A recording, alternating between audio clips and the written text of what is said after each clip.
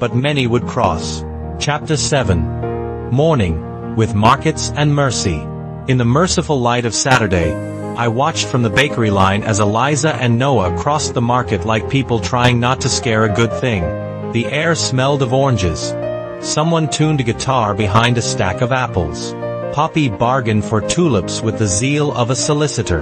Max carried a loaf of bread so carefully you'd think it held a map to buried treasure.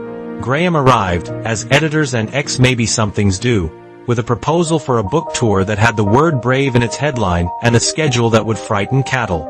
He glanced at Noah, measured the complication, and then did the decent thing. He told Eliza that her words had built a room and invited a city into it, and if she wanted, he would help her open more doors. He did not attempt to sell her any version of herself she had not ordered. It was, in its way, a small act of love.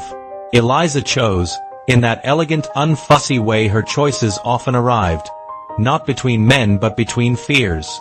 She chose to be embarrassed in public if needed. She chose to be adored without apology. She chose forward over on. That afternoon, in the living room the house had learned again to warm. Eliza read from an early chapter of the book she had decided to write.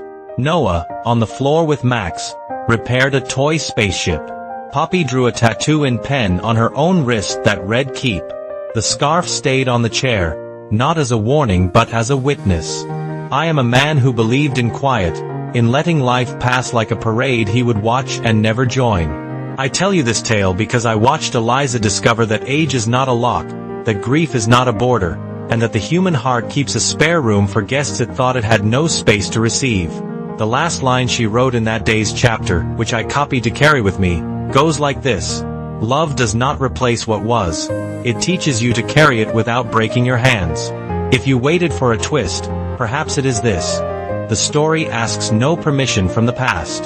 It bows to it, kisses its forehead, and then opens the window.